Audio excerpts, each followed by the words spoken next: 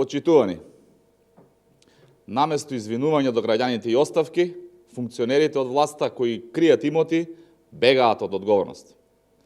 Со досегашните постапки нив ги штити Ковачевски и ДКСК.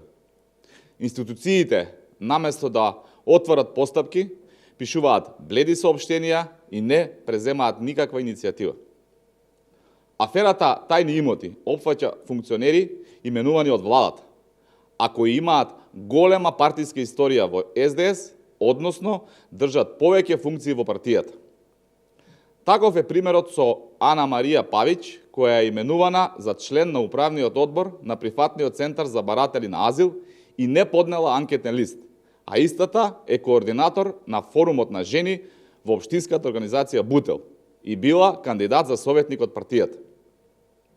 Таа на сопствено име има луксузна лимузина Ауди А5, а остатокот од имотот е на незиното семејство. Аферата тајни имоти опфаќа голем број на лица од кои зависат сложени процеси во државата и распределување на финансиски средства до граѓаните и фирмите. Еден таков е Саша Максимовски, председател на Комитетот за одобрување на инвестиции на ФИТР и со работна позиција раководител на сектор во владата на Република Македонија, кој не доставил анкетен лист до антикорупцијска комисија, а од она кое што ние го утврдивме, на негово лично име има стан во населбата Карпош во Скопје. По линија на председателот на Комитетот за одобрување на инвестиции во ФИТР одат и членовите на истиот. Па така, анкетен лист не поднел ниту Теди Цоневски, член на Комитетот за одобрување на инвестиции во ФИТР. Цоневски не го пријавил својот имот, кој според нашите истражувања се состои од најмалку еден стан во Горно Соње, еден стан во Кисела Вода и еден стан во Центар.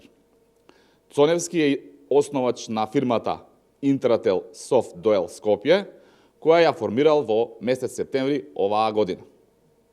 А покрај горе наведеното е и вработен во една голема телекомуникацијска компанија. Да подсетиме, преку ФИТР, каде Максимовски и Цоневски одлучуваат за грантови, се даваа грантови на луѓе блиски до СДС, буквално по принципот на измислување на топла вода. Голем број на функционери, кои имале неколку функции пред да извршуваат последната функција, не го ажурирале својот анкетен лист и поскоро година дена. Таков е случајот со директорот на Инспекторатот за транспорт Гајур Рушити, Ташко Дојчинов, државен правобранител за подрачјето на Гевгелија и Васко Стефанов, директор во Пошта.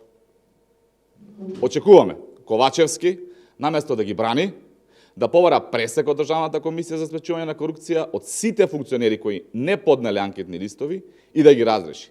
Само така ќе покаже дека ова не е системска операција на власта за криење на имоти. Доколку Ковачевски не го стори тоа, само ќе покаже дека и тој е дел од процесот за криење имоти, а можеби и тој крие имот дел од аферата Бројло. Благодарам, доколку имате прашања, повелете. Како коментирате тоа што вчера делот функционерите кои ги обвинивте дека криеле имот, излегува во јавност и призна, но рекла дека не знаеле дека треба да поднесат анкетни листови. Најправен тоа е уште еден доказ во насока на признание дека ова што ние како ВМРО ДПМ не го изнесуваме во јавноста е вистина. Втора работа е зачудувачки фактот што еден истакнат правник како што е Јефтич не го познава правото и законите во Република Македонија и се обидува со некакво релативизирање да избегне својата законска обврска да пријави имот. И оно што е најбитно, да реагираат институциите во Република Македонија и кога веќе имаме признание, очекувам Државната комисија за спречување на корупција да постапи во согласно со своите надлежности, а најбитното очекувам од Ковачевски да ги разреши овие двајца кои што веќе признале дека не ги почитувале законите, со цел да покаже дека тој не е дел од оваа афера за прикривање на имоти и дека не е соучесник во истата. Доколку не го стори тоа, апсолутно фокусот во кој што треба да положи да истражуваат институциите ќе биде самиот премиер Ковачевски. Доколку нема други прашања, ви благодарам.